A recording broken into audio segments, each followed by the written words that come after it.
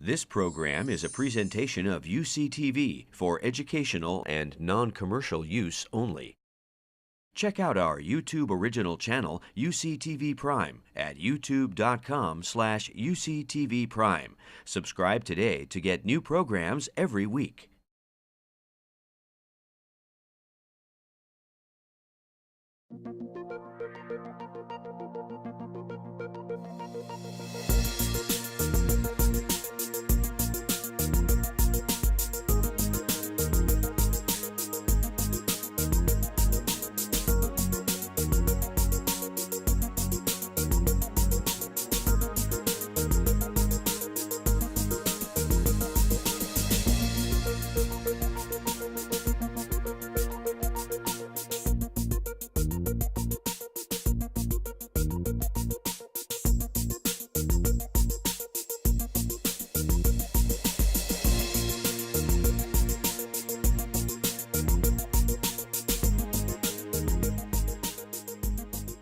Thank you, everyone, for coming on Thursday night here. We are really in for a treat tonight. We are very lucky to hear Adam Ghazali. The title of the talk is Exploring the Crossroads of Attention and Memory in the Aging Brain, Views from the Inside. And he gets to the inside, things that are brain activity that's very hard to measure in many different ways. So he has an amazing program of research that we're going to hear about. He was born and raised in New York City. He got his MD and PhD from Mount Sinai in New York, and did his residency in neurology at University of Pennsylvania. And then he traveled across to our coast and did his postdoc at Berkeley, and we're very lucky that he landed here at UCSF. He's the director of the Neuroscience Imaging Center at UCSF and is an associate professor in neurology, physiology, and psychiatry. He runs a very exciting big lab and trains many young scientists, and he won the UCSF Mentoring Award recently. He's also very committed to translation of science to the public, and I'm just dizzy looking at the list of different media outlets where he has spent time translating his science for everyone. He studies top-down modulation of neural networks, perception, attention, and memory, and how these are altered with aging and with disease states. And lastly, how to improve them through video games and other techniques that we'll hear about today. He has authored over 60 original scientific articles, given much over 200 talks. It was hard to get him tonight, so we're happy he said yes, and has won many awards. So I'll let you hear from him directly. Thank you for coming.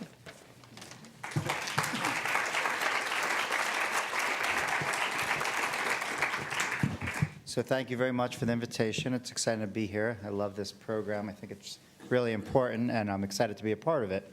So we're going to spend some time now and talk about this topic of interest of mine, and hopefully you'll find it interesting as well. I'm going to tell it from a lot of different perspectives. This is a sort of talk that it builds off a lot of my own research from my lab, but also a lot of what people in the field have been studying. So I'll take it from there and let you explore it with me. So, yes. It's funny how sometimes this slide just speaks to an audience and I don't have to say much. But for those of you that are fortunate enough to not know what's going on here, this is the frustration that you feel when after having left the couch seconds ago, you arrive at the refrigerator with no idea of what you intended to go there for. Some people refer to this as a classic example of the senior moment, but I've learned over the last years of talking about this that this is a moment that most people can share. It's certainly not senior selective, but although it does change as we get older. It raises some fascinating questions. You might, in this particular case, be holding one single item in mind, and only 5, 7 seconds later, can't remember it, right? We know that the ability to remember an item is within the capacity of all of us. So how is it possible that our memory is so fragile that we can forget something that we had in mind, even a single item? And that's something that we're going to explore today. How this happens in the brain, how does it let us down on these seemingly pretty straightforward memory tasks? Before we move on and talk about how this happens, I just want to pause and talk about how remarkable the brain is. It's capable of incredible rapid processing, parallel processing of information, which enables us to interpret complex stimuli in our environment within a tenth of a second. It has a massive storage capacity. By some estimates, over the course of our lives, we remember 1 billion bits of information, which is 50,000 times the text stored in the Library of Congress. Also, although it seems very small, the brain is a massive structure. So also estimates place the number of neurons in the brain at the sort of in the ballpark of stars in the core of our Milky Way galaxy, around 100 billion. But what's even more impressive is not the number of neurons, the primary principal brain cells, but the connections between them. Hundreds of trillions of connections, really creating a network of staggering complexity.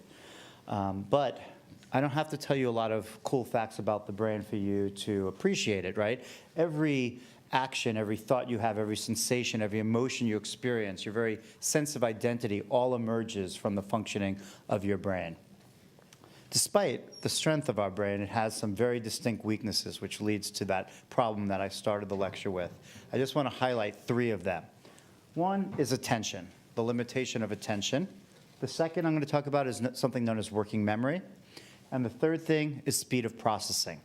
So let's just step through these 3 things really briefly. Attention, you know, based on your own experiences, that you can't just distribute your attention everywhere at the same time. You have to make choices. You have to be selective about your attention. Attention has been referred to as a spotlight. It's something that you direct and move around. A really classic, famous example of this is the cocktail party effect. So you're at a party, you're facing someone, you're having a conversation with them, you might not be terribly interested, but instead of just turning around, you can actually direct your attention, what you're hearing, to other places in the room, right? So maybe that's not being overtly rude, but at least it's something that our attention allows us to do. And that's an example of covert attention, your ability to direct your attention without even moving. You can even do it with your vision. So attention, although it's amazing, we have an incredible ability to focus our attention, it's a limitation in terms of how widely it can be distributed. Speed limitations. So we process information incredibly rapidly, as I mentioned before, especially if you look down at the level of the neuron. But as I mentioned, the brain is a network of areas interacting with each other. So when you have very complex cognitive tasks, when you're doing something very complicated, with all these communications going on, processing speed actually becomes a factor. So all these operations keep adding up like a domino effect. So we see some limitations in how fast we could process information. The third thing is working memory. For those of you that don't know what working memory is, it's the ability to hold information online in your minds just for very short periods of time in order to guide your behavior. So a classic example of it is the phone number, right? You're unlikely to remember a phone number that someone tells you the next day. You sort of just remember it long enough to get it into the phone. All this is sort of changed with, cell phone, digital phones, where you don't actually get any phone numbers; they just appear on your phone. But there's some urban myths that even the 7-digit telephone number exists because that's close to our span. So there are very distinct capacity limitations of working memory. But it changes depending on the information. So for things like digits, it's true that it's around 7 with a little bit of an error and variation across people. But as information becomes more complex, as you move to words, 5, as you move to objects, 3 or 4, and then for things like faces, only 2, or even 1 item that you can actually hold in mind for short periods of time. So working memory, again, despite being an amazing capacity of our brain, still has limitations. These limitations come together and give our brains a sensitivity to interference. So I'm going to define what I mean by interference. We've been building a framework, a categorical framework of what interference is in our lab, based often on experiences of people that feel encumbered by it. So if you try to think right now in your own experiences of what happens in that brief period of time, right? Everyone laughed when I put that slide up. That's happened to you. So think about what happens in that time, that short time period, when you knew what you wanted until you got there and didn't remember it. And what we found over the years is that if you ask people this question, they describe many different things, but they all fall into the category of what I would describe as interference. Something interfered with that memory. And so interference, I have now placed in our research into 2 categories. that it can occur internally or externally. So let's start with external interference. And this is all based on really personal descriptions. And then what we do is we use this framework and take it into the lab and try to figure out how these things work. Are they really different from each other? So I break external interference and internal interference into two different types based on goals. The first would be what I call distractions. Some people call this all distractions, but if you use the same term for everything, it gets complicated. So I call distractions. Distractions are something very specific to me. They mean external information that's irrelevant to your goals, and you're trying to ignore it. Right? You know that if you're at a restaurant having a conversation, all that noise around you is just preventing you from engaging deeply in what you're talking about and to remember it. So that is a distraction. Your goal is to shut it out. You could have that same information and have a secondary goal, and I call that interruptions or multitasking. So it's similar. It could be the same thing. You could be at a restaurant having a conversation, but now you're also trying to listen to the waiter tell the dinner specials at the next table. Right? So you're trying to multitask. It's the same information, but instead of ignoring it, you're trying to attend to it. In either case, they're both interference in your primary goal of the conversation. And I'll show you a lot about how these are different and how they impact us differently as we get older. All of this presumably happens internally, although it's less rigorously studied because it's hard to study internal distractions, largely because external distractions are easy. We could just distract you and see what happens in your brain while you're being distracted. But internal distractions arise spontaneously. Again, I break it into two different types here. So I think of internal distractions as mind wandering, right? Your goals are to have a conversation, but yet your mind leaves. You remember some argument you had with your significant other or where you're going to have dinner later that night, and you didn't mean to. You weren't trying to. As a matter of fact, you were trying not to. You were trying to hold your focus, but your mind wandered. It was an internal distraction. But you could multitask internally too, right? So you could be watching this lecture, for example, and still trying to decide where you're going to have dinner later, right? So then you're doing two tasks at the same time. And so you're making an internal decision to think about something else while doing something, right? Almost all of us drive under these type of circumstances, for good or for bad. We'll come back to driving a little bit. But so anyway, so this is the framework of how I view interference. Almost universally, when I ask someone why they think they forgot that one item when they arrived at the refrigerator, they describe one of these or multiple of them. So they'll say, well, the phone rang and I picked it up and then I couldn't remember what I was doing, which would be an example of an interruption. Or I started thinking about what I was going to do later on, and that would be an internal intrusion potentially. But it's usually interference. People very infrequently describe that nothing happened. They just got there and they forgot. If they think hard enough, they'll remember being interrupted. So we know just based on that classic example of the senior moment that it is interference-based, and that's what I'm going to show you, that a lot of this is really not about memory per se, but about interference and attention. So I want to just do a slight departure. I want to start with what I just told you about the sensitivity of your brain to interference and ask what you think would happen when you take your brain and expose it to this, right? So probably most of you could recognize these elements around here, and I'm sure a lot of you engage in them. And before I go further, I just would like to say that I am not immune to this. This is myself preparing the original version of this lecture. You can see I have two very large monitors. I have my cell phone in hand. I'm listening to music. I'm checking my email. You know, I also engage in a lot of this media. And just to pause on the media, because it's hard to have a discussion about distraction and multitasking and attention and memory and not realize that the exposure to interference in our environment seems to be increasing, and studies are showing that. We know there's an explosion of the type of media that transmits and stores information in our lives. A lot of these are very new, and more so than that, the devices that are used to transmit them have increased, and a lot of them have become portable. So not only is there more of it, but it's likely sitting in your pocket or somewhere close to you right now, right? So, but what's even more impressive is not the type of media and the devices that deliver it, but the way in which we seem to use it. So as I showed you my own personal example, there's now an incredible amount of information that people are multitasking their media more frequently, creating even more interference. So let's just take a little sample. Who in this room has ever checked their email while they're working on a document, listening to music? Okay, pretty high. How about this one? Have you been watching television while searching the internet and receiving texts? Okay, high. Some of this differs based on age, although I'm seeing that seem to disappear. When I started giving versions of this talk a couple years ago, it did seem that some of it was based on the age of the audience I was speaking to. I don't actually detect that anymore. It seems that it's just spreading more and more across society in general, and some data is definitely showing that.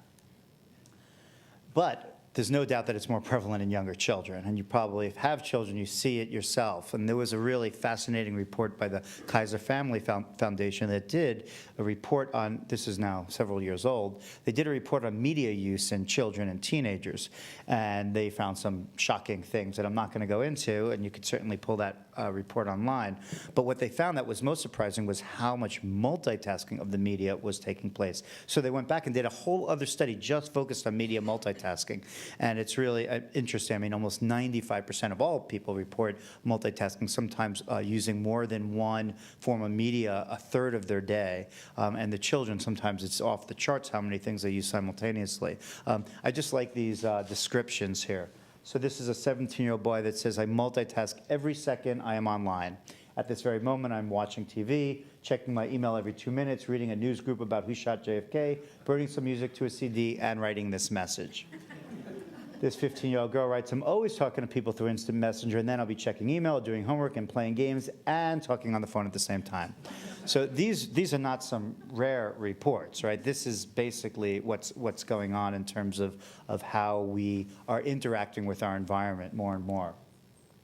So on top of all that, there's another change that's less documented, but we all know about it, and it's the change in expectations, right? So now that we have this constant access to our information, people expect responsiveness and almost continuous productivity. So you might be on vacation and you check email. Does anyone do that in this room? Has anyone ever been guilty of that, right? So there was a time probably when vacation was considered a place that you don't check work email, but now that's almost seems invisible, the distinction between them. And likewise, you get a text from someone, and although you're engaged in something else, there's this feeling that if I don't respond back, maybe they'll think I'm ignoring them. It happens with emails too. So there's also this pressure for engagement that I think increases the type of interference that we feel.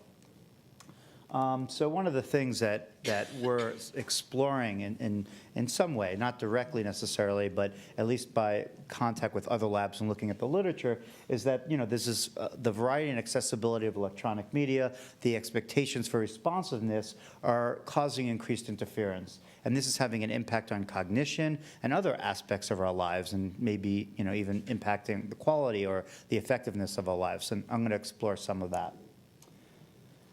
So, given all that, right, how do we function at all? How are we just not paralyzed by all of this multiple streams of information that we can't ignore on our brains that are so fragile and sensitive to interference? So how we do it is through this process of cognitive control. So there's a term from our field that I'm going to tell you a little about. Perception, right? How we perceive the world around us is not a passive process. The world just does not flood into our brains. We shape how we perceive the world based on attention. Really, two types of attention influence perception. One is external, stimulus-driven attention. So this is how the environment imposes itself upon how you perceive it. An example would be if you hear your name, even quietly, you pay attention, more so than if you heard another name. If there's a flash of light, a loud sound, anything very salient or very novel demands your attention independent of your goals. The other type of attention, and this is another term used for this is bottom-up attention, bottom-up coming in from the environment. The other type of attention is internal, goal-directed attention, what you're doing now. You're focusing your cognitive resources on what you're hearing and what you're seeing because you choose to. And this is also referred to as top-down control, top-down modulation. All of our perception is influenced by these two sources of attention that pull it in different directions. And one interesting thing that we now appreciate more and more is that these influences on your perception then go and sculpt how you remember things, both in the very short term and the long term. And this is really what we study in our lab, how your goals compete with the environment to dictate how you perceive things and then how you remember them, and then how that changes as we get older. Okay, so let me give you an example of this. So here's a scene, random scene. I did not sculpt the scene. I found it searching on Google. But it's interesting. The more I looked at it, the more I found really salient examples of what I'm talking about. So let's say that the focus of this story is this young gentleman here. He's sitting at a table in this busy restaurant, and he's having a glass of wine with these other three people. And if he has any hope of remembering the details of that conversation, he would be paying attention, right? We all could know that. But you see, he's not, right? Because there's some type of bottom-up influence here, right? Something in the environment, maybe it's a fight or an argument, it's loud enough or strong enough to pull his attention away from his goals, and strong enough to attract the attention of three other people in the room. But there's another interesting thing here, is that this woman is so engaged in her text message that even though she's physically closest to this, she seems like totally oblivious to it. And it raises some interesting questions that we take very seriously and have been looking at for a while. What is going on here? Is this an example of successful focus and failed focus, which it might seem at first? Or is this successful ignoring and failed ignoring over here? Now, a lot of us think that that would be the same thing. I basically just said the same thing twice. If you pay attention better, of course you're ignoring better. And basically, it's this, that people for a long time, and I think a lot of people still feel intuitively, that focusing and ignoring are two sides of the same coin. They travel together. They're attached. Well, we don't think they're attached at all. We have lots of data from our lab showing that focusing and ignoring are two totally separate things, driven by separate systems, and they change differently. And you could be focusing just fine and failing to ignore. They can dissociate. I'm going to show you some examples of that. Let's talk about what's happening inside the brain. So this is a picture of the brain. This is the front of the brain here. This is the back of the brain. Your eyeballs would be here. Your ears would be here. And what I'm showing you here, this red, is the occipital part, the visual part of your brain. So when you process visual information in the world around you, when you're looking at something, it goes through your eyes and it travels through structures and winds up at the back part of your brain where it's processed in its most fundamental way. So you basically take apart a scene, the elements of the scene, like the direction of lines and colors and orientations and movement, the simple parts in this back part of your brain, and then it travels along these streams forward in your brain, and the attributes of your environment become integrated together. And this gives you the complete view, this complete representation of your world. So this is bottom up. And top down influences occur through the front part of your brain, your prefrontal cortex. This is, I'm going to talk about this more in a second, but we now know that there are projections from this part of the brain, the cortex, these axons that are sort of like the highways in the brain, that send an influence to the visual parts of your brain, or the sound part of your brain, the smell part of your brain. All the senses have representations in what we call the primary cortices. Then their activity is modulated. That's why sometimes we call it top-down modulation. The activity is modulated by these connections, and they're either more represented or less represented, not based on anything in the environment, but based on your goals. Does that make sense? So that's how you shape how you perceive things, is that these connections modulate the activity either up or down, depending on your goals, relevant or irrelevant, in the sensory areas of the brain. The prefrontal cortex is the part of our brain that is most human. It is what gives us our control. And you could see here the difference in not just the size of the brain. So this is not actually how big a monkey's brain is next to a human. The point here is not the overall size of the brain. It's the part of the brain that's occupied by the prefrontal, the frontal part of the brain.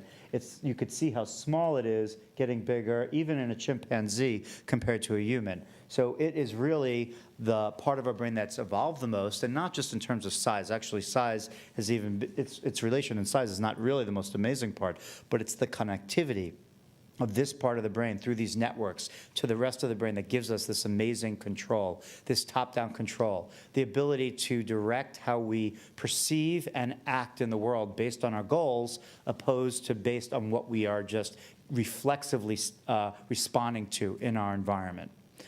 So these animals are much more goal-directed. They're much more bottom-up driven than goal-directed, right? We know that. If you have pets, you can see them respond in a way that's very sensitive to the environment and not so goal-directed. There's another creature that has this issue with poorly developed prefrontal cortex. It's also bottom-up driven. Do you know what that creature is? Right? Children. Right? So now it seems obvious, right? So if we look at the development of the brain, starting from 5 years old to 20 years old. So this is a study that compiled longitudinally MRI scans and looked at the development and the maturity of the cortex. The mature cortex being the cooler colors, like the purples and the blues, and the reds and yellows being the immature cortex. So obviously, the 5-year-old's brain has a long way to go. But what's interesting is that even the teenager's brain has some way to go in the prefrontal cortex. You can see here, even in 20-year-olds, not fully matured compared to, a 40-year-old cortex. So this is probably apparent to you if you interact with even teenagers, right? They might have a goal, but they are very sensitive to an influence from the environment. And so you can see it, especially in younger children, right? Pointed in a certain direction, they look really dedicated on accomplishing something, and you show them, some candy or something else, and they just have a whole new goal, just like that, respond right to the environment. And so that is, an example of how our prefrontal cortex controls how we perceive things. And it's this control that allows us somewhat to deal with interference, because we have choices that we can make. I'm going to come back to that. We're going to now ask the question, what happens when cognitive control is exceeded, right? Because it does get exceeded. Well, what happens is that there appears to be a very broad impact on our lives across many different things. I study the impact of this on cognition, but that is only tip of the iceberg. It's only a piece of it. I know it the best. It's what we study in our lab. It's what I'm going to talk about the most today. But as I started thinking about this topic and reading about it more and talking to other scientists that study it from different perspectives, you could see that it has a really broad impact on our lives. It's not just memory that's impacted by interference. It's probably almost everything. I'm going to give you little quick examples of these other things, but I'm going to really focus now on my research on cognition.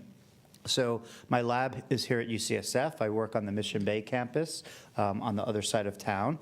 And I'm going to give you just a quick overview of how our lab works. I look at research in our lab as occurring in 3 different streams. So the first is basic mechanisms of the brain. How does it work? And we use 3 primary tools for that. We use functional MRI, which allows us to, you're probably very familiar with MRI scans, which are largely to look at the structure of the brain. But if you have the exact same tool and you use a different sequence, just the sequencing of it, the software really, you can look at activity in the brain.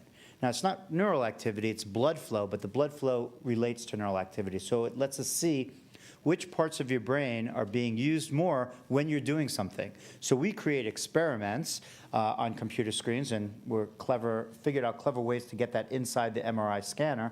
And you do these experiments just like you would almost play a video game or do a psychology experiment. But while you're doing that, in real time, with a delay, we're looking at what's happening in your brain. So we can understand how the human brain functions while engaged in a task.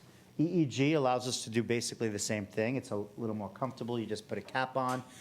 EEG has the advantage of seeing electrical activity in the brain, so it lets us see when events are occurring in real time, down to the millisecond level. EEG, though, you can't tell exactly where it's coming from. fMRI, you can tell very well where it's coming from, but it's delayed. So we use both of these tools. The strengths and weaknesses are complementary. Transcranial magnetic stimulation is a way to stimulate the brain using a magnetic field to see what happens when you stimulate it. What does that part of the brain really do? Not just in terms of a correlation with something, but in terms of causality. What happens when it's perturbed? So this is another tool that we use.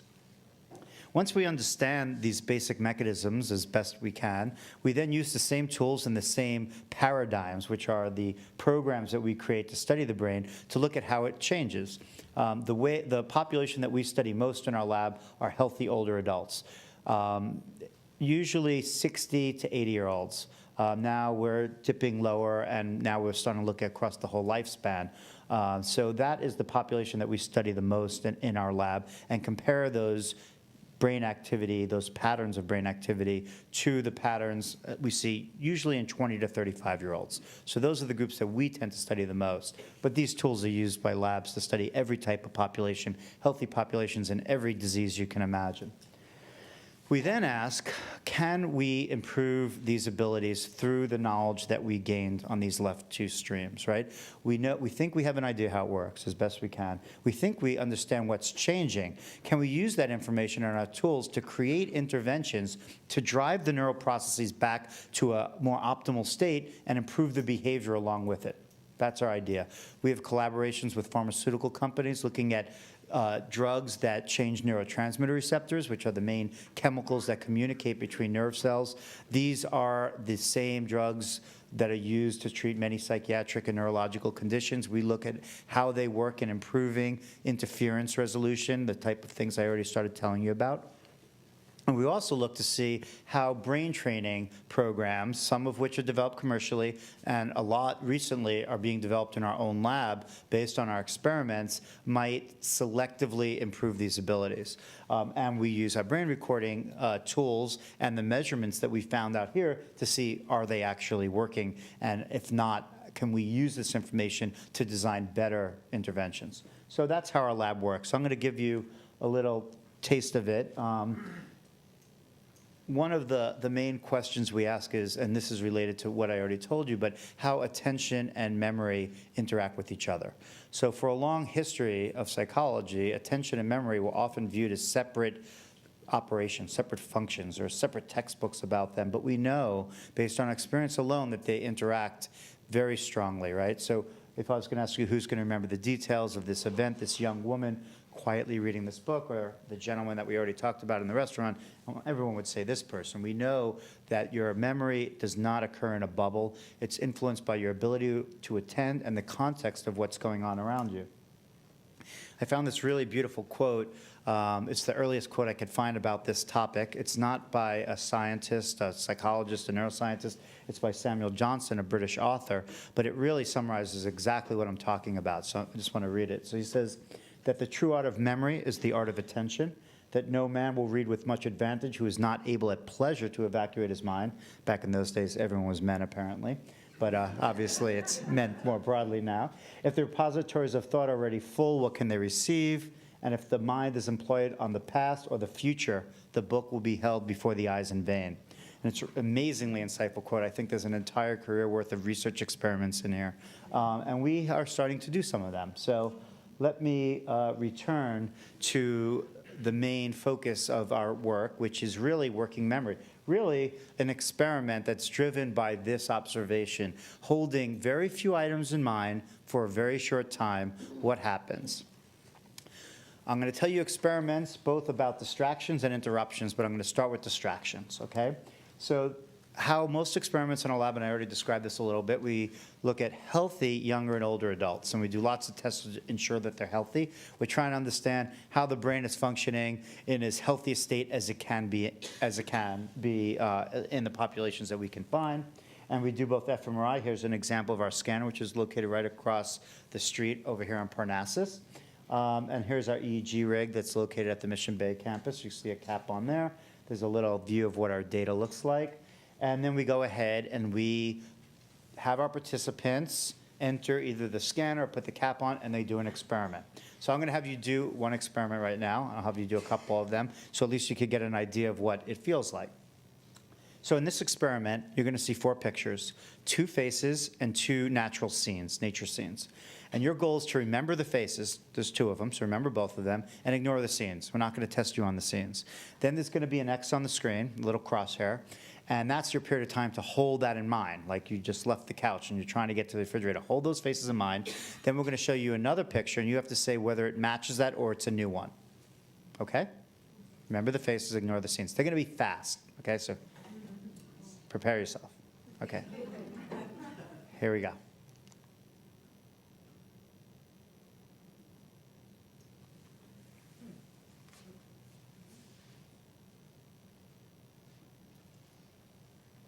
Was that the face?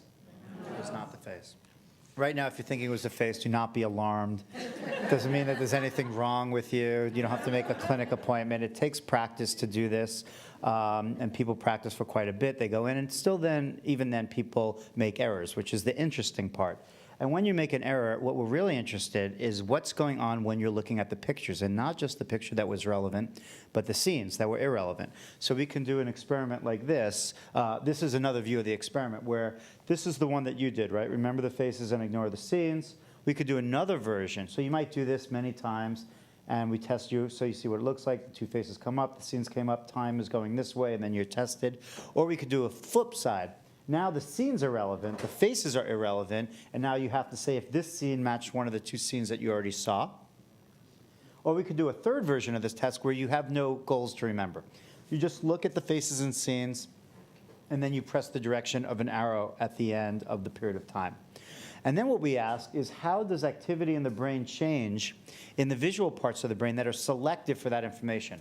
It's an amazing finding, but we now know that the visual areas of your brain have selectivity. So you could find an area that selectively represents a scene. It doesn't mean that they're only represented there, but they're more represented there than other information. And you could find a face area in your brain that selectively represents faces. So we use that information. We find that first in a different experiment. And then we ask, how does activity, so for scenes example, how do scenes change in activity in this area when you remember them compared to when they're just passive, when you're just looking at them, compared to when you're ignoring them, which is what you should have been doing in that experiment because your goal was to remember the faces. So we could look within this area, and so this is top-down modulation, right? You're seeing the same number of scenes in all of these different trials. The only thing that's different is your goals to remember them, ignore them, or just pay no attention, just passively view them. And so if we look at the brain of most 20 and 30-year-olds, almost every one, we see the same thing. And so this is what we see. This is the part of your brain that's responsive to scenes. We see that there's a lot. This is one single person's activity. This is across a whole population of 20-year-olds. And you could see that there's lots of activity. And if you look at the scene area, when they are ignoring scenes, they're seeing the same number of scenes, there's much less activity and a very big difference across the population. And every person shows the same pattern. If you take a look at what happens in the passive condition, it really falls in the middle in most people. What this gives us is what we call a measure of enhancement and suppression. Enhancement is how much more activity you can have in the visual part of your brain when something's relevant to you as opposed to just passive. And suppression is how much less activity there is when it's actually irrelevant to your goals as opposed to just passive. And we see that almost all younger adults have this suppression and enhancement value.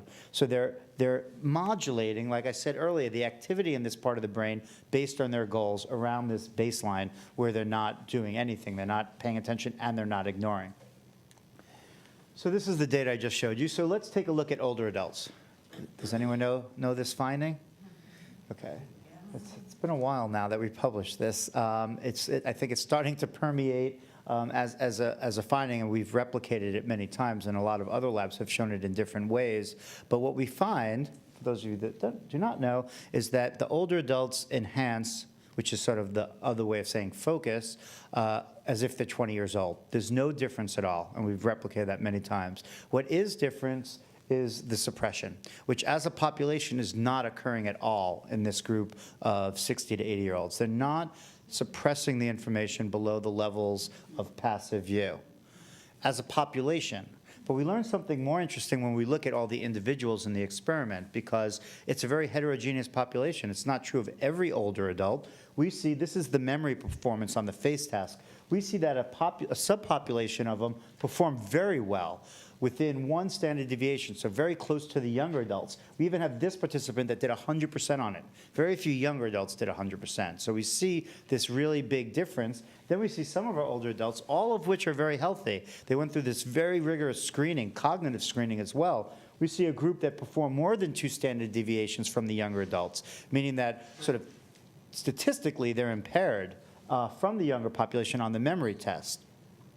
Then we can ask, the distraction, the suppression value, how does it differ between these groups compared to younger adults? And we find that it's only the lower performing older adults on the memory test that have the significant suppression deficit.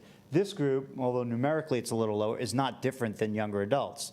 So what this means, and there's actually a correlation between them, so that those older adults that are better suppressing the scenes are remembering the faces better. So, and we've shown this now many times in younger adults too, on experiments that are a little harder than this with moving dots and colors, that the biggest influence on your ability to remember in this short period of time is not focus. It's not that you don't need to focus, it's just that people focus really well of all age groups and continuously across time. The thing that varies with age, and even in younger adults from trial to trial, is their ability to ignore. That has the strongest impact on your ability to perform the memory task.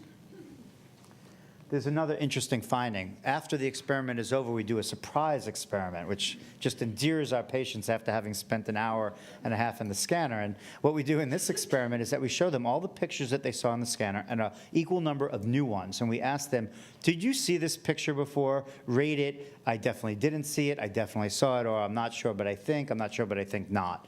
And everyone feels that this is a total waste of time because they're not really sure about a lot of them.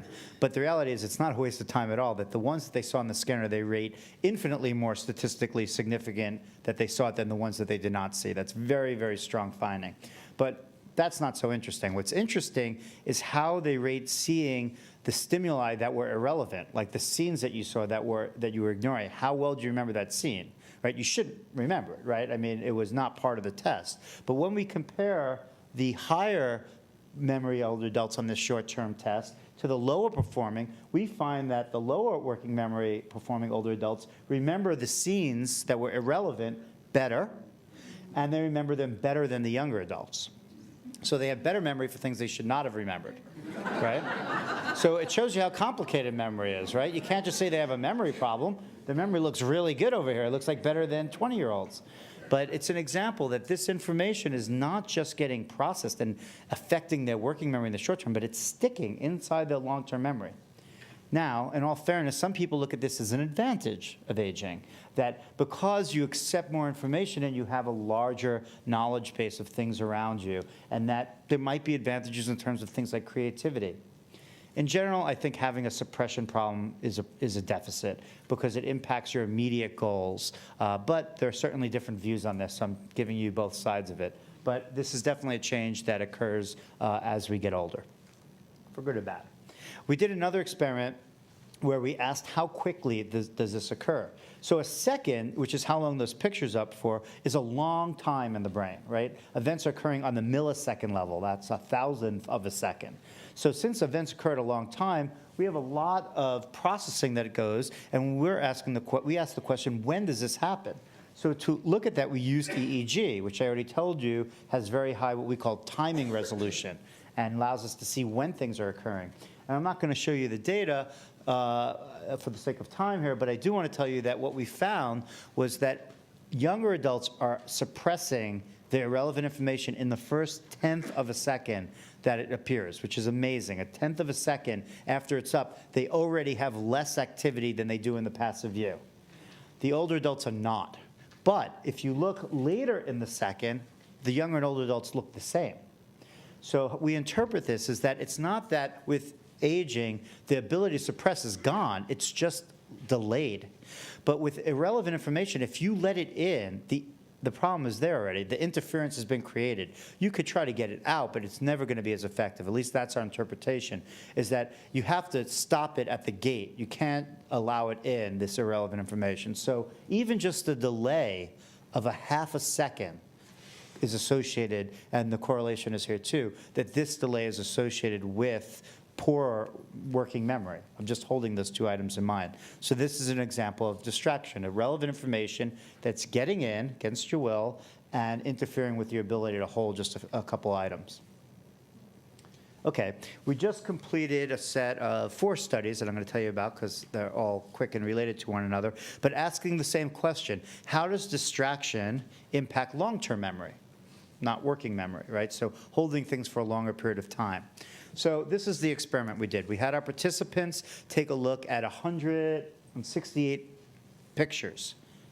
You could see them here. So what they had to do was answer questions if they could carry them and other questions about them. And you could see here there are 3 crowns and 4 couches and 4 vacuum cleaners. I think they're Statue of Liberties every time, but they're 4 vacuum cleaners.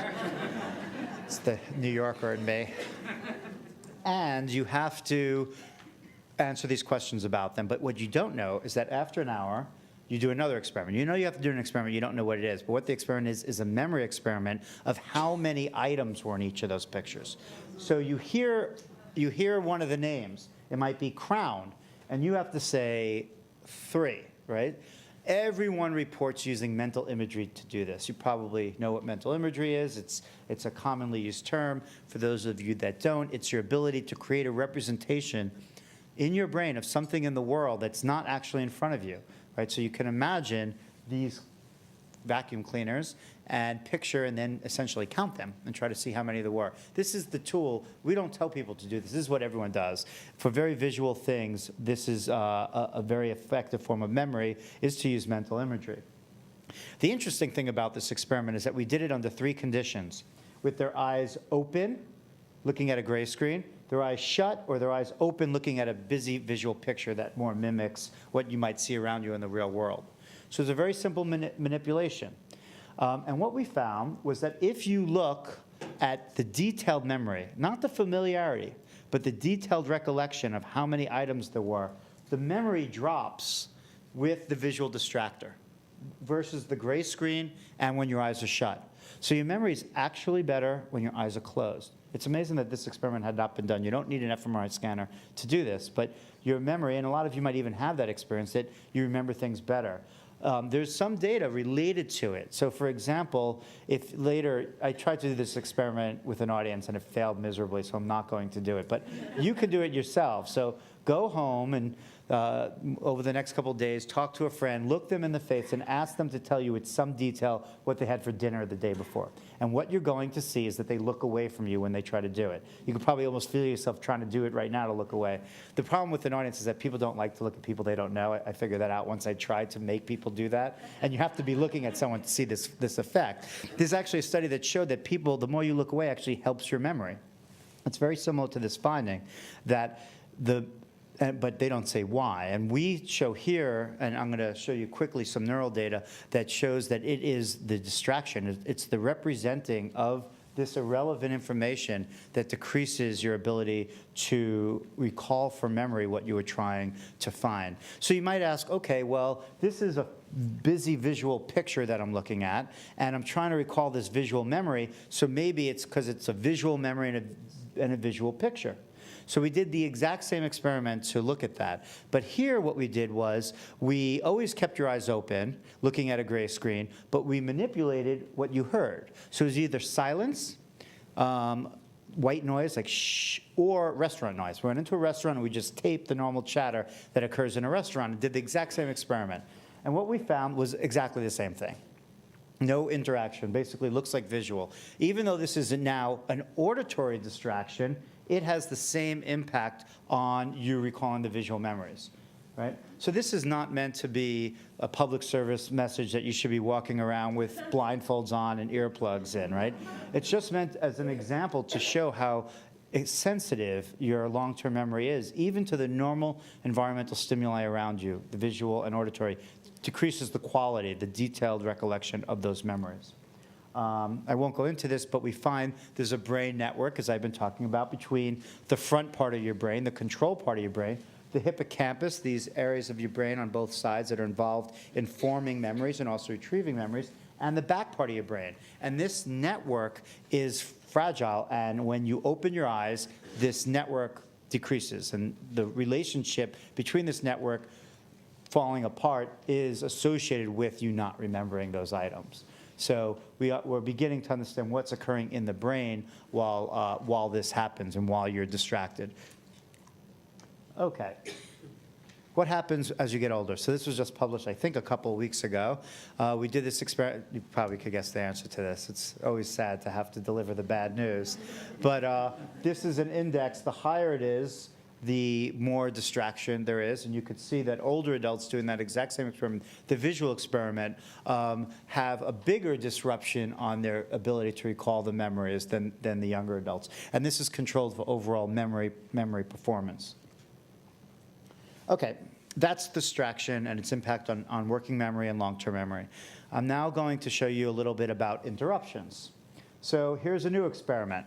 Okay, so In this experiment, you're going to remember a face, hold it in mind for just 7 seconds, and then you're going to see another face. And you just have to say if it's a match, yes, I saw the face, or not.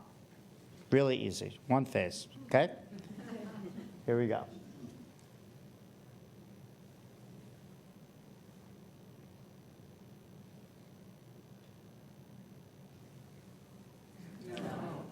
Okay, very good. That was correct. Okay, we're going to do it again. This time is a little catch. It's going to be the exact same experiment, except in that period in the middle, another face is going to come up.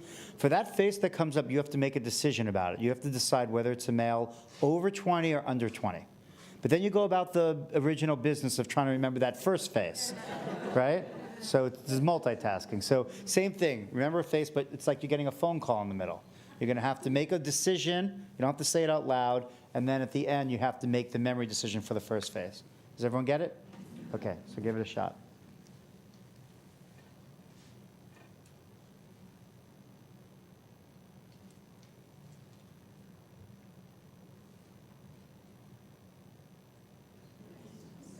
It was. Did that feel harder?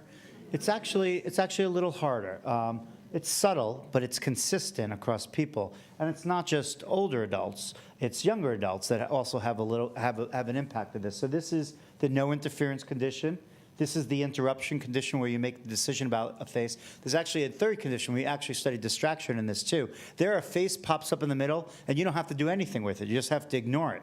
And what we find is that younger adults, if you look at their working memory, their ability to remember their face, it drops significantly, subtly, but significantly, meaning that it's consistent, small drop from person to person, which is what was meaningful to us, with just having an irrelevant face pop up in the middle. And then a bigger drop when you have to remember when you have to make a decision about that face, which is something we see again. Interruptions are more disruptive than distractions, right? The actual going to that other task is more so. This is what it looks like for our healthy older adults. Right, so they show overall low working memory, so it's not only related to interference, unfortunately. It would be good to have only one thing to deal with here. But distraction, this is what I already showed you before, right? The distraction effect. Here's the interruption effect. The interruption effect is even larger than the distraction effect, behaviorally. So then we did an experiment where we looked inside, doing fMRI, what's happening inside their brains in terms of those networks between the front part of the brain and the visual parts of the brain.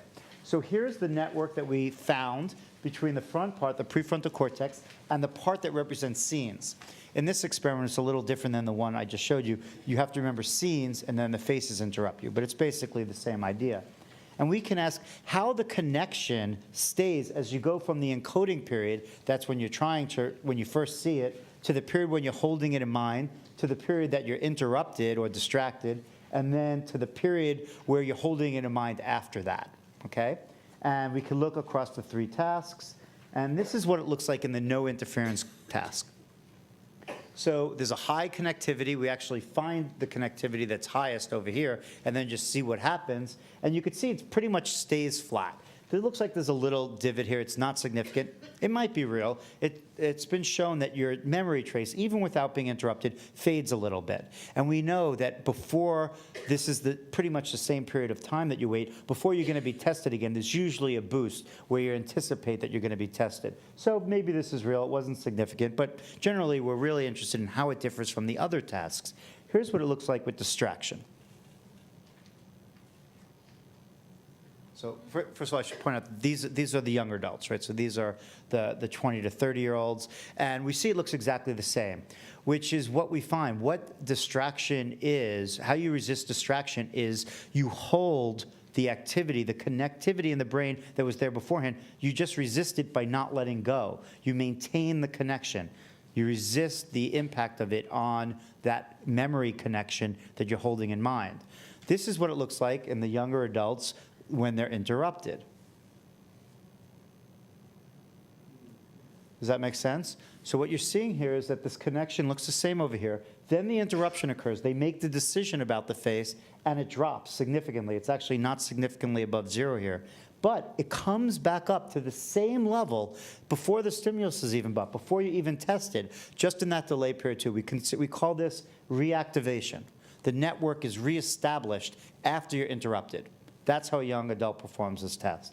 How our older adults that had the bigger effects of it, this is what their pattern looks like. So you could see what's happening.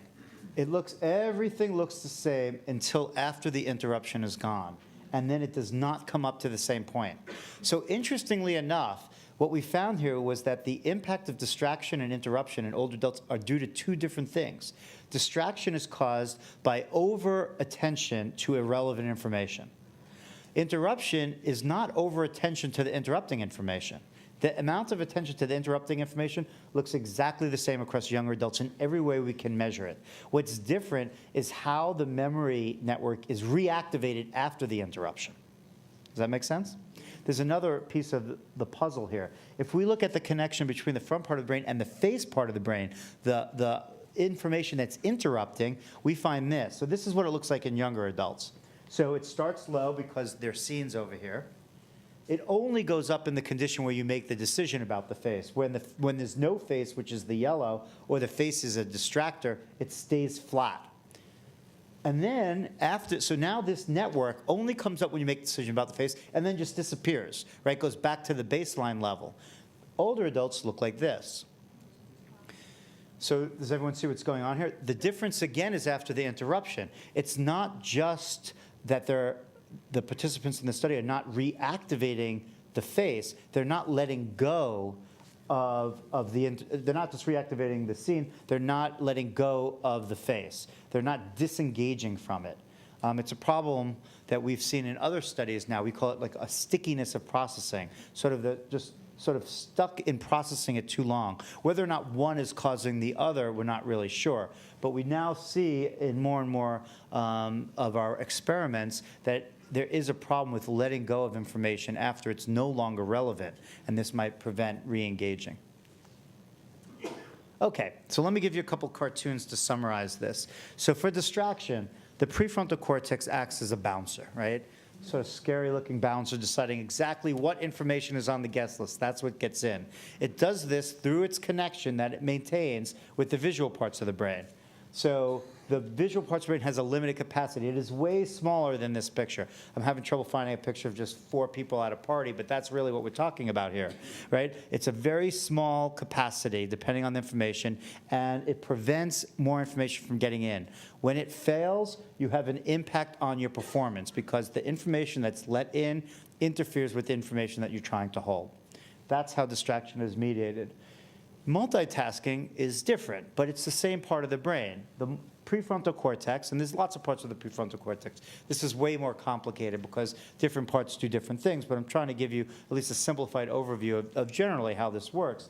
Here, the prefrontal cortex acts as the flight controller. It's deciding what is the priority right now, right? So it does that also through connection. So you could see here, this insane bicycle messenger in New York is texting while riding a bike next to a cab, and his brain is telling him to focus on the traffic right now. Maybe they're approaching a turn, but then it say, okay, focus on the text. But what it doesn't do is that, right? It doesn't actually have simultaneous streams of information for complicated processing. Right? This is often referred to as a bottleneck, the central bottleneck. It's what leads people to consider multitasking to be a myth, that when you're dealing with complex processing, it's not really multitasking, it's switching. And that's what we saw in our experiment, right? Even when the young adults, when they processed that face that interrupted, they left the memory task only to return to it. And so that is what happens. With each of these switches, you have a cost. Sometimes called a switching cost. There's a delay. You come back, it's not at the same level of fidelity. All these things contribute to a decrease in performance, which is now well appreciated for when you multitask and when you're distracted. They drop the level of performance compared to doing a single thing at a time. We're now starting to extend this out and say, well, is this about being 60 and 80 compared to 20 or 30? What happens to all those years in between? Does it just stay steady and then decline in your later years? We just completed an experiment. This is unpublished data. We used a totally different task. I'm not going to go into it here. It's not a memory task. It's a perceptual task and a motor task. But we did it in 180 people, from 20 to 80 years old and tried to look at what the multitasking costs might be. What we mean by cost is how much worse you do when you do two things as opposed to one thing. This is a detection test, a discrimination test. So if it's 0, it means they're the same. It means that there is no cost. And we could do this for distraction and multitasking. And so this is what it looks like. This is the distraction line. This is the multitasking line. You could see it's not that they're flat and then get worse when you get older. They really start dropping, especially for interruption, which is already significantly different from 20-year-olds at 30-year-old. So they drop through the entire lifespan. And distraction seems to have a little bit later, but still significantly drop by 40 years old. So this is not entirely unknown. It's unknown for distraction and multitasking as far as I can find, and we're excited about this finding. But for these type of abilities, what we call fluid cognitive abilities, things that demand a lot of dynamic processing, like working memory being one of them, processing speed in general, decision-making, inhibition, these things decline early in life, unlike the more static memories like episodic memory, memory of vocabulary and information, which tends to decline later. So at least when you're thinking about it from this point of view, aging is not something that's related to being 60 or 70. Like aging is not being 23 years old, essentially. It's something that starts early and is a lifelong process that we can all enjoy together. So I think that the concept of it is changing drastically. Sometimes I give public talks and the topic is aging, and I'll look around and the audience is like full of 30-year-olds and 40-year-olds, and they're like, we're aging, and they're right. You know, they recognize already a difference in their performance compared to when they were younger. And there's a lot of attention on performance right now, for good or for bad. And you know, people can notice these changes. So it's interesting to see that how early they can occur. Okay. I'm just going to give you a little brief tour of other types of consequences of distraction and multitasking, so that this is not just solely about memory. Impact on safety. This is from a colleague of mine, David Strayer's work. He has shown some really shocking consequences of these type of behaviors while driving. You're probably already familiar with this, but driving a cell phone, using a cell phone while driving, increases your risk of a traffic accident by 4-fold. So this is not subtle. It's a massive increase. It's illegal to drive in many places because of it, and it's even illegal to text now in a lot of places, including California, which, if you didn't know, that's a good piece of information to know, because I know 3 people that have gotten tickets from that. Interestingly enough, it's not alleviated by talking hands-free, right? Because the problem is that it's not that your eyes are off the road. That's a problem, certainly. But your eyes could be on the road, but your brain might not be on the road. And your brain could easily be off the road when you're having a conversation, even if you're not holding the phone. So hands-free talking is legal, but it certainly does not alleviate the problem. You might ask, well, should I even be talking to the person sitting next to me? That does not cause the problem. This has been studied. The impact is when you're having a phone conversation and not having a conversation with the person next to you. I mean, and it makes sense, right? The person next to you is involved in the whole driving experience, right? They're as invested in the safety of the road as much as you are. They see when you're changing lanes, when something's occurring, and they might pause the conversation. Unlike the person on the cell phone who's not part of the situation, is actually sort of frustrated when you stop talking and tries to pull you back. So there's a very different scenario between having a conversation with someone in the car and with someone out of the car.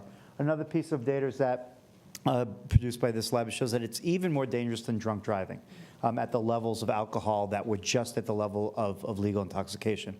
Again, not like advice to drink and drive, but it's certainly a shocking piece of news at how powerful the impact of this type of multitasking is when you're doing something that feels automatic, like driving. And indeed, driving is automatic until something changes that's unexpected. And that's where all the problem comes in. When someone stops sharp in front of you, that's when you need to have all those resources. Driving and texting, we already talked about that. This is a really interesting case. Does everyone know about this Northwest Airlines jet with 140 people on board, lost contact for an hour It was out of contact for an hour. Flight control was going crazy. Where is this plane? Why isn't it landed? Before it landed in Minneapolis, it overshot its destination by 150 miles. Does everyone know why this occurred? The pilots were on a laptop doing, learning about a new scheduling program and unable to drive at the same time. So, you know, this has really, really serious consequences. This is a piece by a friend of mine now, Matt Richtel from the New York Times, who wrote a piece. Actually, I think I helped him with this title in our conversations. But he uncovered some amazing evidence. And I think it was 2008, over 1,000 reports to emergency room of people hurting themselves while walking and texting because they tripped or they walked into a pole, which was double from the year before and double from the year before that. I don't know what the data looks like now, but there are some hilarious and scary YouTube videos out there of people falling into fountains and other type of activities. So it's certainly, even things that feel incredibly automatic are not, right? You need your resources, and this type of impact is very real. This is an increasingly interesting and important topic about the impact of it on education in children, especially. This study found that the amount of time that college students spent instant messaging significantly related to higher rates of distractibility in academic tasks, notably reading. And it's a correlational study. It doesn't have causality, but it raises interesting questions. Is this because it just displaced reading, right? Because they spent a lot of time texting, so they just did not read as much in those instances and they had poor performance? Or is it because they actually changed their style of interacting with their environment? And this has been raised, that it's not just that it displays reading, but the way that they interact with texting is much more quickly, right? It's quick little bursts. It's not sustained. And maybe this type of interaction is changing the style and the ability to actually sustain attention for long periods of time, which is what you need to do to read. So it's intriguing and scary, but it's certainly something to at least think about. Lots of other work going on how the impact of media might and multitasking, instead of actually engaging in face-to-face conversations, might change development. There's a lot of interesting data coming out with tween girls showing that their ability to engage, I don't think this is published yet, but their ability to engage with each other is being impacted because they're not learning the normal cues that you get from face-to-face interaction. So certainly lots of interesting things. Haven't seen data on this, but lots of anecdotes of people sitting around the table and no one's actually present. Everyone's in another place communicating through their phones. Interesting implications of this. Work. There's some interesting data. Here's a study in 2004 on IT workers, an observational study where they watched these workers for weeks, so much that the observers just sort of blended into the background after time. And what they find is that people engage in a project defined as one unified task, one goal, for around 12 minutes. And after that 12 minutes, they switch to a new project, only to switch back to another project after 12 minutes. And this is how they go through the day, not really sustaining a project for very long. What's even more shocking is that each of these points were interrupted every 3 minutes by an email, an internet event, or a phone event, just as frequently introduced internally than externally. So not always a phone call, just like, time to check email, it's been 3 minutes. So this fragmented style is really, really shocking, and has been analyzed by the firm Basics, a business firm, saying that the cost to the U.S. economy is $650 billion a year in lost economy. So obviously this is very hard to determine for sure if that's what it is, but it's recognized by a lot of people as a very serious impact on productivity, which is a flip to the anecdotes of not very long ago when employers were saying, looking on CVs and looking to see if you list multitasking as a skill. How well do you multitask, you know? So, you know, it's potentially changing how we view it. Clive Thompson of the New York Times had this really nice anecdote. He says that our attention must skip like a stone across water all day long, touching down only periodically. That our level of attentional engagement is just so much more superficial because it's being turned on and off so frequently. So why do we do it, right? We have a vast amount of data accumulating from different fields that there is a detriment and a negative impact of at least the multitasking part of it. Well, here's some ideas, right? It's very hard to find data on why we do it, at least in my ability to find it. But you hear these things when you talk about it, and a lot of them I think are quite obvious. So it gives us the sense of flexibility. You have a fresh perspective when you switch around. Increased variety enables us very often to use downtime more productively. But in general, it seems that it's more fun. And this is probably related to the fact that it might actually have a higher reward value, such that we know one very important part of our evolution is the seeking out of novel events, right? We're novelty-seeking creatures, and we get these rewards, these dopamine increases when we switch to something novel. So it is possible that this reward structure, that the amount of novel time when multitasking is greater than unitasking, and that this might give us these little bursts of reward as you switch back and forth. It's hard to find really hard data on that, but I think it sort of at least raises the possibility, if you look at other data, about how our brain responds to novelty and reward. Some have gone so far as to say that this type of reinforcement could create almost like an addiction, where you feel uncomfortable when you're not multitasking, even though you recognize it's negative, which is sort of a hallmark of addiction. It doesn't have to actually be pleasurable. You could know it's destructive and still engage in it. And so it's interesting, and certainly an important topic of research. Distraction is another interesting thing. People frequently go to coffee shops to study or to do work. You see it all the time. Some people here might do it. I find it's less as people get older, and that's probably because of the recognized impact of that distracting environment and trying to do something like reading. But if you go into a coffee shop, you will see people working away, laptops open, and it raises the interesting question. I mean, other things like music, even more complicated. But it raises the interesting question of why do people seek out these environments? Is it just that they're more enjoyable, or is there a possible benefit of distraction on productivity in some people? And we're actually doing research in our lab right now to figure out if that's true, or if everyone pays a price, but you just like it, so you're willing to put up with it. But it's an interesting question because people do put themselves in distracting environments frequently. Okay, what can we do about it? So the way I look at it, we have two choices here. We could change our behavior, or we could change our brains. Maybe not in this totally terrifying way, but certainly there are things we can do on both sides of these. So from changing our behavior, I would say I'm frequently asked to give advice on how you deal with this, and I certainly do not want to become like a self-help guru. That is the last thing I want. I want to be a scientist. But I have actually changed my behavior a little bit after studying this for the last several years. And so I won't tell you what to do, but I'll tell you what I do. So you can have rules, right? You can decide, make certain decisions, right? Just because all of this amazing technology exists doesn't mean that you have to use it all at the same time.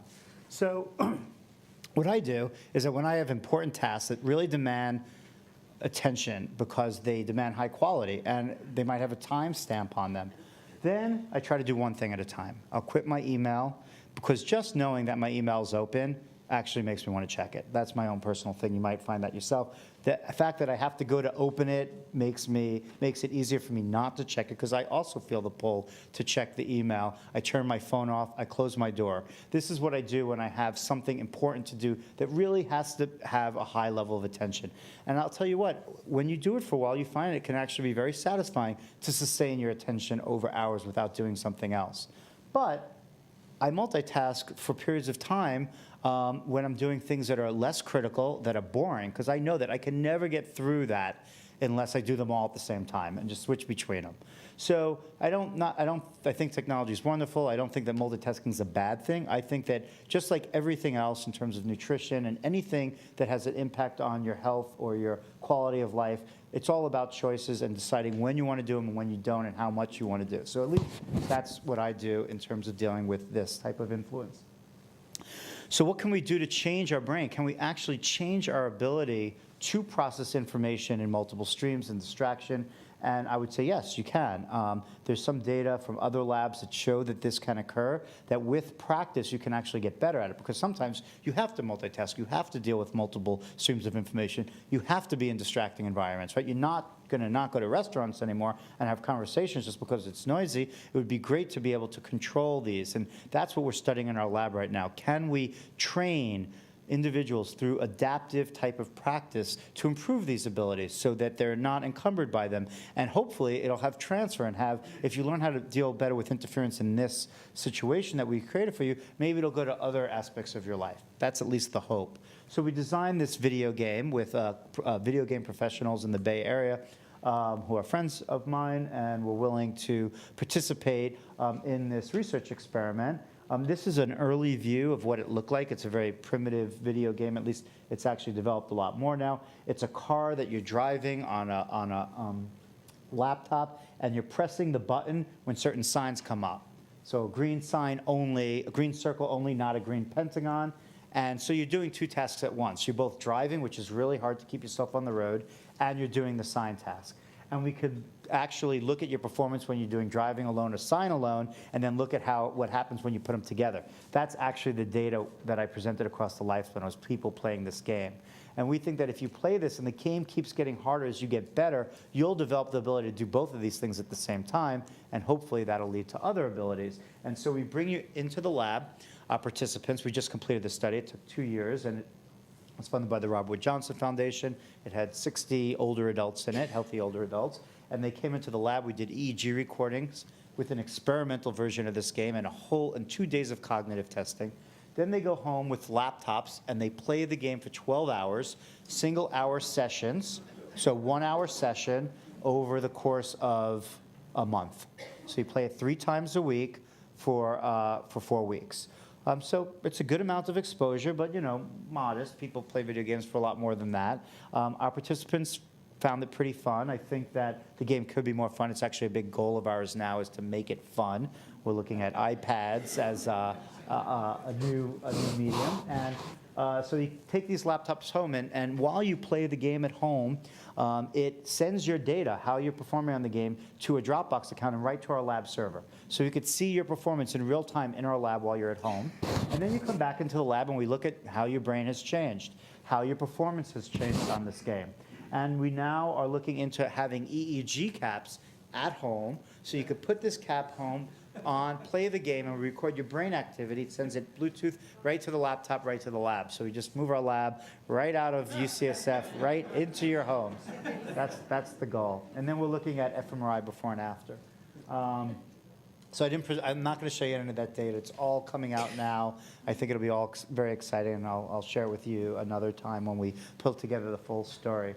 So I just want to conclude and tell you that I think that this type of research, at least understanding it, might improve our ability to deal with distraction and multitasking and how it impacts our memory, and maybe help prevent fragile moments like this that might not be very serious, but more serious things that might occur on the road or in the office. At the very least, I think an understanding of how our brain interacts with our environment will allow us to make better decisions. Hopefully that'll lead to healthier, more effective, higher quality lives. Thank you.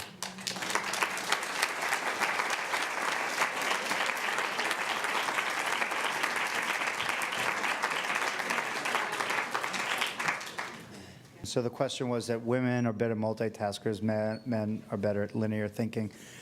First of all, I'll say that it's really hard to believe that looking at data. I know it exists. There's lots of things that exist. We spent a long time in the scientific literature. There are examples of it. There are examples the other way. It's not entirely convincing from the scientific data, at least not my view of it. In our own experiment, we found no gender differences. There were some things that were subtle. We might not have had enough participants to have the power to look for those effects. So I can't answer but the fact that we didn't find anything. So the question was, since these type of dense media experiences that I described are newer, potentially children that are digital natives that are growing up with it right now have a different wired brain to deal with it.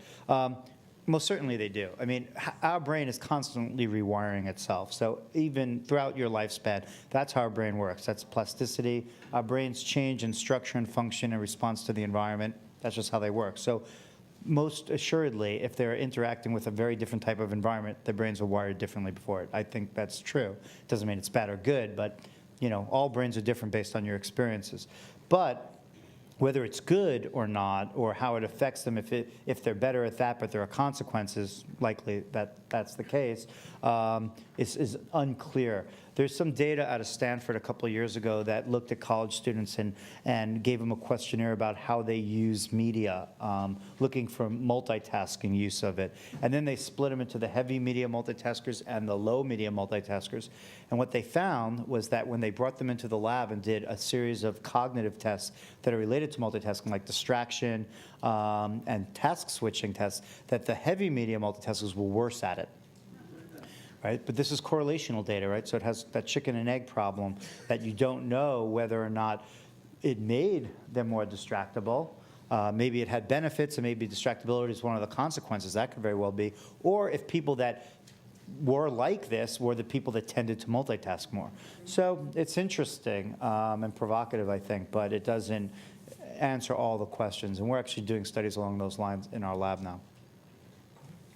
We have colleagues now that focus on attention deficit disorder as a condition in children that we're collaborating with, and we're even looking at adult ADHD. A lot of this rings of attention deficit. I understand why you asked that question. I get that question a lot. There are different criteria that you use clinically to diagnose it than we do in our lab. None of these are clinical criteria. But it's interesting to me, and it's definitely something that we're going to look at. The question is, can silence be a distraction? Yes. So we actually have a grant to study that right now. That actually is my hypothesis with that. There is an equally prevalent world of internal turmoil and distraction and multitasking that's going on here that I didn't talk about since I introduced them. But we know that this is has a massive impact on our behavior.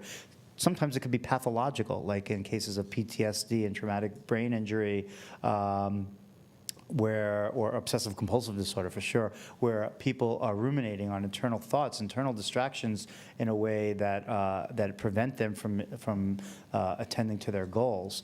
And then even outside of pathological conditions, a lot of people feel the impact of internal distraction. And one of the questions one of the hypotheses that we think that people might go to distracting environments to work is that if you're in silence, like a library, that quiet allows this internal distraction to take place, which could be very disruptive, and that potentially putting yourself in an externally distracting environment engages the suppression system and quiets the internal noise, and then allows you to focus. It's just an idea, but it's something that we're looking at.